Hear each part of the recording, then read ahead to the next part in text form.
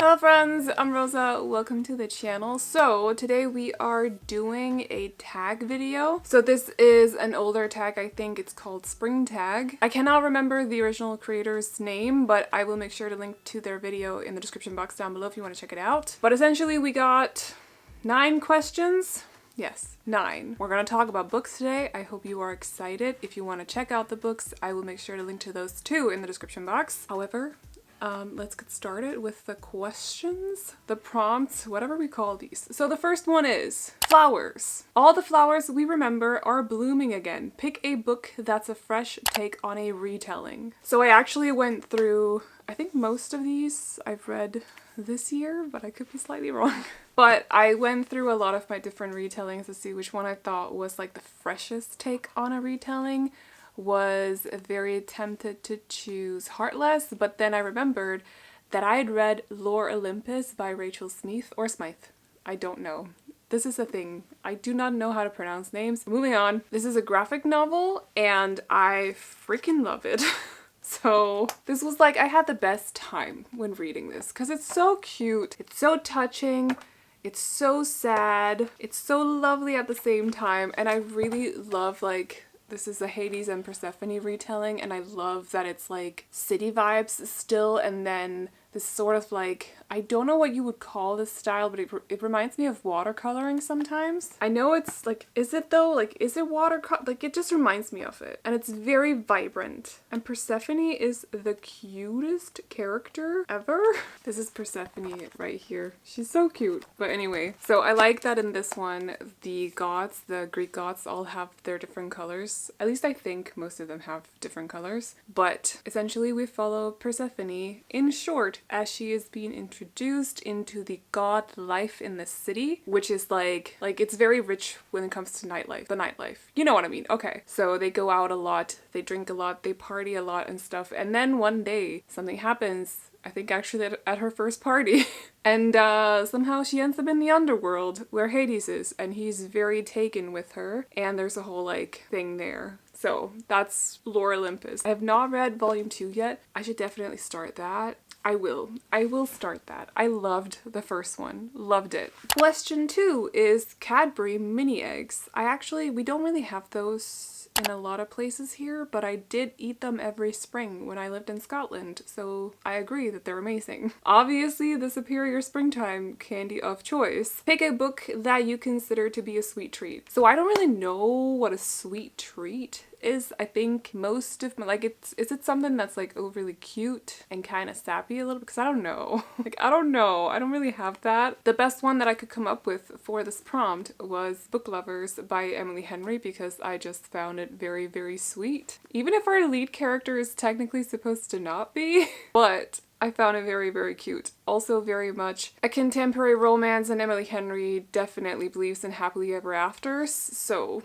in this one, we follow our lead girl who is a literary agent, and she's kind of known as a shark. So she's very focused on her job. She has a bite. You don't mess with her. She's really good at her job. But she's also, if you've ever read like a cliche book, like a cliche contemporary romance where someone goes off to the small town romance, and suddenly they fall for someone in the small town and they leave a life behind in the city. She's always the one that gets left behind. And so one day she has a meeting with this guy who is an editor, and the two of them don't really get along that well. She tries to talk him into editing one of her clients' newest books, but he didn't like her previous book, which was about this small town. He thought that it wasn't true to, like, he thought it was completely unrealistic. And so he doesn't want to take up the job to edit the sequel, or not the sequel, but the next book. So they obviously don't really get along that well. And then fast forward a little bit, our lead girl's sister makes a sudden suggestion that they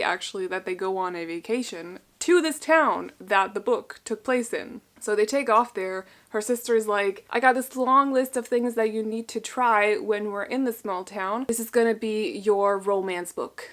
So she has to like ride a horse, save a small business, date a small town dude. And when they get there, they find out that the editor is also there for some reason, and they keep running into him, especially our lead girl, like continuously runs into him. And it turns out that they might not actually not get along. Like, they might actually slowly become friends and stuff, and you know. So yeah.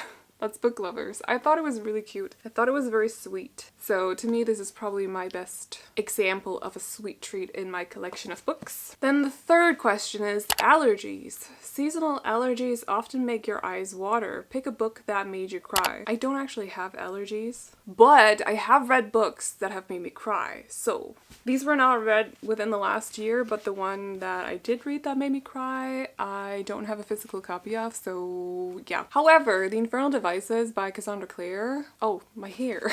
Ow, that hurt. The sequel? Or is it the third one? I cannot remember. That's mean. It's so mean. The worst part is I think I read it when I was in Copenhagen with my mom. And she's like, I don't cry. Like, I don't. I just don't. Like, I don't know. But I read both of this while I was sat next to her, and it was the same sort of situation I was reading Empire of the Vampire, although Empire of the Vampire is not like super sad. It's just there's one moment that I don't want to get into it, but there was one moment that had me tear up in bed at like 1 a.m. sitting next to my mom. So, at a hotel, you know. The Infernal Devices. My gosh. So anyway, these are about our lead characters, Tessa, Jem, and Will. Jem and Will are shadow hunters. Tessa is not. I don't want to say what she is because I think that is a spoiler, but she's not a shadow hunter. And she goes to London to, or is it New York? It has to be London. She comes from New York? She goes to York, not I think I mixed them up a little bit. She goes to York, which is in England, okay, to rescue her brother because her brother has been sending her weird letters or something. And when she gets there, she gets kidnapped. And then Jem and Will have to save her. And they grow a bond together, the three of them. Jem and Will are parabatai, and if you don't know what shadow hunters and parabatai are at this point, you're probably a little bit confused. Shadow hunters are basically angelic warriors, if you will, that are here on the planet, here on Earth, to protect us, the mundane, from like vampires and fae and, you know, paranormal creatures of the night who will do us harm. So if they break the law, because there are laws in place, if they break any of them, they have to deal with the shadow hunters. And being parabatai means that the two of them are bound together in a way. They love each other, but not like partner love. They're more like, it's more than that. Like, I don't know. Like, I don't know how to explain it. It's always explained as, it's just more than that. You just have a certain awareness of your parabatai, and you become better at fighting together and stuff like that. So they're parabatai, and the two of them grow a bond with Tessa, and stuff happens, and there's a whole lot going on. And Cassandra Clare likes to break hearts, so yes, that's the Infernal Devices. She does that a lot. I am nervous to go into Lord of Shadows, but I will. Number 4 is spring cleaning. Out with the old and in with the new. Pick a book to unhaul. So I actually have a full stack of books that I'm unhauling, but this one seems like the most relevant one, I think, because we read For the Wolf. Sorry. For the Wolf, not For the Throne. That's the sequel. For the Wolf by Hannah Whitten. Unfortunately for me, this just turned out to be something that I didn't want it. I wanted something else than what I got from this. It's a Beauty and the Beast retelling. You might think that it's a Red Riding Hood retelling, but it's not. It's a Beauty and the Beast retelling. So we follow a girl who, she has a twin. So here's the thing. Every first daughter born is for the throne, and every second daughter born is for the wolf. And that means she has to get sacrificed to the wolf because there's something weird going on with the forest. So she has to go to the forest where the castle is, where the wolf is, and she's okay with going there even though she knows that she's probably gonna die. She is gonna die. But she also knows that it's gonna keep everyone safe back at home, including her sister, who she's very close to, because she also has some powers that she's not really able to control. But when she gets there, she finds out that the wolf is actually not a wolf, it's a man, and things are quite not like she thought they would be. And she might also have those magical powers for a reason. So, but unfortunately, this was super slow, repetitive. Language-wise, I felt like it it read like YA, but it's supposed to be adult, and not really much happened. Like, I don't know. So I just kind of like, nah. It goes in the unhaul bunch. Then we have number 5, which is Spring Break. It's the perfect time for an adventure. Pick a book involving a road trip. I don't have any books involving a road trip. At least not from ones that I've read. So I started looking at my fantasy books instead and decided to kind of interpret the question, the prompt a little bit by thinking like, do they ever go on like a wagon trip or a ship trip? That sounds kind of funny. Just somewhere with an adventure where they have to travel somehow, because usually they don't have cars in fantasy books. So this is like a loose interpretation of the prompt, but I really want to talk about The Adventures of Amina Al-Sirafi by Shannon Chakraborty, where they travel on a ship. They travel from one place to another on a ship, and they're a group.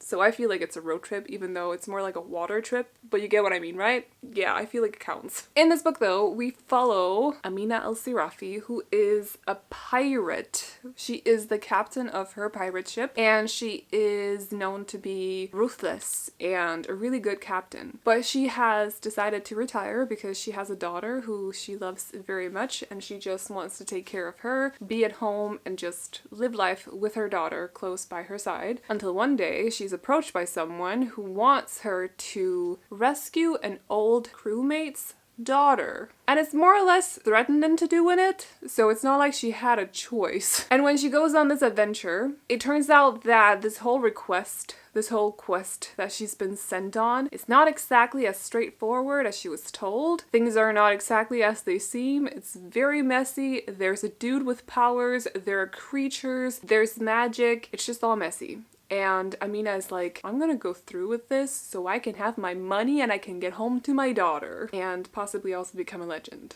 So I like how this built up to the sequel. Like, it feels nicely wrapped up, but like, you know that she's gonna have to go somewhere else as well. So I quite enjoyed that. If you haven't seen this edition before, by the way, it's the Fairy Loot one. I know the original cover looks vastly different, just in case you're curious. But this is a funny, charming, adventure-y kind of story. Definitely gives adventure vibes, which is what I take from this question. So. And I like the world that it's set in as well, because it's very different from what I'm used to, and it's very different from a lot of the books that I have on my shelves as well, so I really enjoyed that, even though it took me very long to read it, but my headspace has been weird over the past couple of months. Anyway, wait, there are moons on this. Cute. And also very, very cool edges. Love them. But on to the next prompt. Number 6 is mating season. It's that time of year in the animal kingdom to make some babies. Pick a book with some smutty delights. I could have gone with one that was like straight up smutty, but it was a Persephone and Hades retelling again, so I decided to go with something else. I will say a lot of the smut that I have read have been on Kindle Unlimited, because they have a lot of that over there, like a lot. I don't really have a lot of physical books that have a lot of smut in them, and I wouldn't call this smut either. There's just a lot of love in it. Not to sound like, yeah, I'm moving on. So Archer's Voice by Mia Sheridan is lovely, but there's also some smut in it. It's very steamy. It's cute though. It's so cute, it's very touching, but there's definitely also some instances of stuff in it. This is an adult contemporary romance. We follow a girl who has gone to a small town after, I think, something happened to her father. Yes, something happened to her father, and she decides to take off. She needs a break from the city that she was in, the city that they lived in, and just needs to get away. So she ends up in the small town where people are kind of weird. They're not weird, they're just not the nicest. And then one day she bumps into a guy called Archer, but he doesn't say hi to her. He doesn't introduce himself. He just kind of like looks at her and then walks off. And she's like, what the heck? And while she is in this town, she gets to know Archer better and makes him break out of his shell and finds out why the heck he is being a bit of a recluse, a bit of a hermit, if you will, and finds out why he doesn't talk. It's called Archer's Voice for a reason. It's a big part of the plot, like a big part of the plot, yes. And I was about to swear. Maybe we should keep this video swear-free. There's a douche. Douche means shower in French, just want to explain. But there's a couple of them in this, and they might pose a problem at some point as well. But Archer is super sweet. you get to read a couple of points of, or a couple of chapters from his POV as well, and he's the sweetest. It's nice to actually read a book with a guy who is not, he's very different from other romance leads, you know, like, or male leads, if you will. He's just very different. It was very refreshing. Really enjoyed it. So cute, so touching, so sweet, so sad. It made me feel a lot of things. I think I teared up a little bit while reading it as well, actually. Not gonna lie. Like a little bit, yeah. Then we have number 7, which is rainbows. I just feel like spring is made of freaking rainbows. Pick a book featuring LGBTQ+ characters. So I got, why is it, that felt weird for a second. I got the Jasmine Throne by Tasha Suri. Sorry. I love this. I love this so much. This is a fantasy with badass female characters that are taking down the patriarchy because there's a douche of a brother who wants to burn women, and we're not having that, and I love it. And there's a sapphic romance as well, which is why I chose this. I don't know if they're per se labeled in this one. I can't remember. So I can't really say exactly which letters they are, if you get what I mean, but there's a sapphic romance. So in this one, we follow a princess who has been imprisoned in a temple and a a priest? Wait, what is priestess? Maybe a priestess. Oh, a priestess. I forgot her title, sorry. A priestess who is at this temple who takes care of both her, but also just takes care of the temple, and she might be carrying some secrets. So, one day the princess might witness something she wasn't supposed to have witnessed. The priestess was doing something that she definitely thought wasn't, nobody was seeing. And so she decides to, I should probably say it, but she's at this temple. Again, because her brother wants to burn her, but like she has to give herself up willingly. She doesn't want to. So he put her in a temple to make her change her mind. But anyway, she witnesses the priestess doing something that she wasn't supposed to be able to do and decides to basically blackmail her into becoming her maid, but also to help her escape the temple. And so it's about them growing closer, trying to escape the temple, but also there's a lot of side characters to this. There's like an interesting aspect of religion in it as well, I want to say. And just this whole like women coming together to bring down this butthead of a man. So a lot of very nice things in this. It is a bit on the slower side, but it's very beautiful and I really enjoyed it. So just wanted to talk about it a little bit again because it's been a while since I brought it up on the channel. And I haven't read, where are you? I have not read The Oleander Sword yet, but I really need to. Look at our badass women, by the way. Badasses. And that was number 7. So number 8 is Spring Awakening. This is one of my all-time favorite musicals, even though it's filled with completely dysfunctional characters. It's not my favorite musical. I did not even know that was a favorite musical. I just want to specify, like, explain. I do not know what I'm talking about right now. I'm just reading the prompts. Okay. Pick a book that's also filled with completely dysfunctional characters. I think I actually picked the best example ever for this prompt. Because I might not have read the third one in this series, but I have read number 1 and 2, which is Gideon the Ninth and Harrow the Ninth, and I have never met a character more dysfunctional than Harrow the Ninth. Never. I love her to bits. She's weird, but she's very dysfunctional. So anyway, these are very hard to explain. I love them so much. They're so hard to explain. So yeah. Also, because talking about the first one doesn't even touch on the sequel. Like, it's very, in the third one, I'm sure just not, like, I don't even know which direction we're going in for the third. Like, I have no idea. But essentially, in these books, we follow, at least in the first one, we follow Gideon the Ninth, who is a badass with a two-hander. I swore. Dang it. You can't talk about Gideon the Ninth without swearing. Anyway. Gideon's problem, though, is that she does not want to be on the 9th planet anymore. She wants to get off the planet, so she has been trying to get off this planet for years, but without any luck. Because she keeps getting caught. She keeps getting brought back to the 9th, and I don't know what else to call it. I'm just gonna call it the 9th. And she's just kind of done with it. So one day, she decides to try again, and she has the best plan this time. However, when she gets there, these other two characters kind of steal her plan from her and then take off. And then she's approached by Harrow, who's a bit of a psychopath, but she's also the Reverend daughter, so she's currently the one who's in charge. And she decides to offer Gideon an ultimatum. Or not an ultimatum, like she has an offer for her. So her offer is that Gideon can go with her to the first house, or like, what do they call that place? This other planet?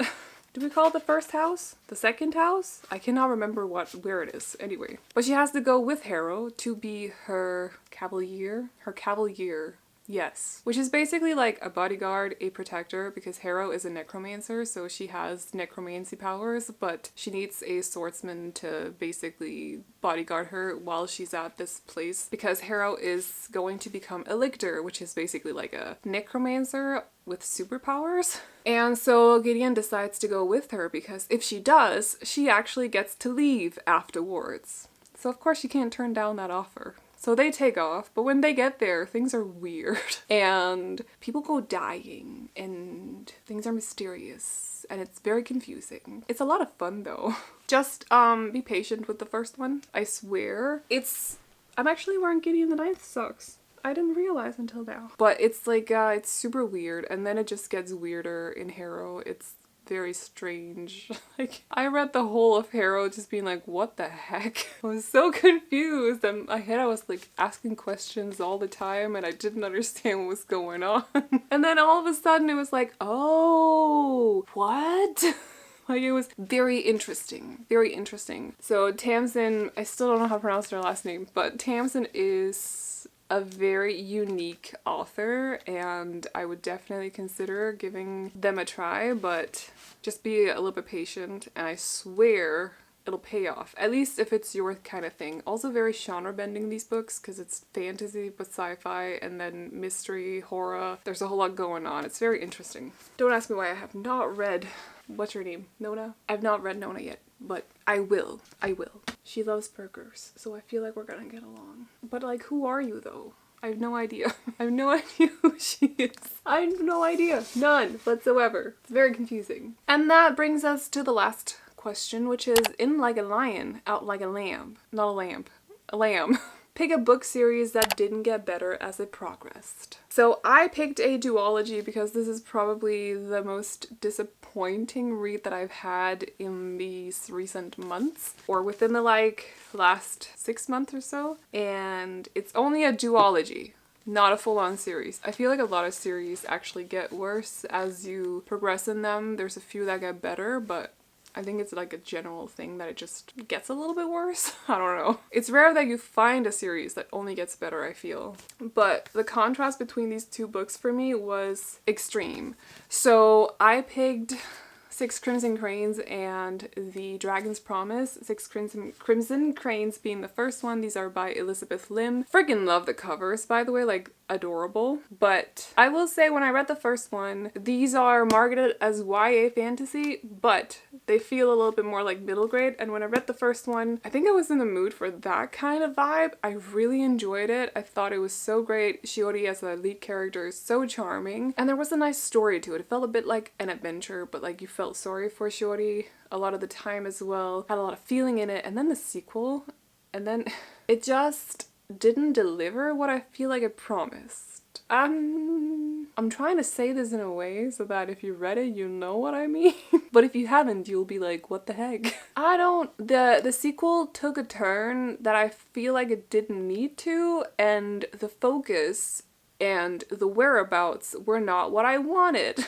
And I don't mean the love story, by the way, because I'm not a fan of love triangles. I just mean this.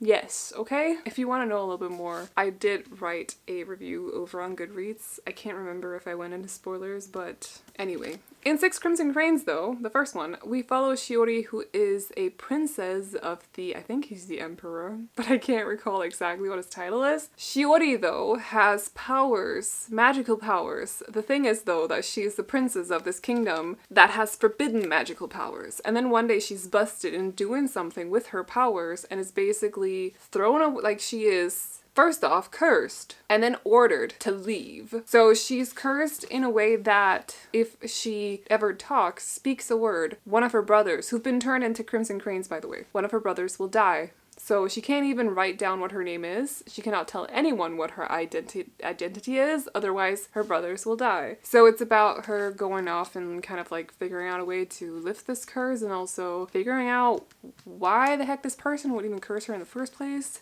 figuring out what's going on at home. And then she also gets help from this guy that she was supposed to be betrothed to, whose name is Takan. She knows who he is, but he doesn't know who she is because, you know, she's wearing a bowl on her head as well, and she can't say her name, so go figure. But it's cute.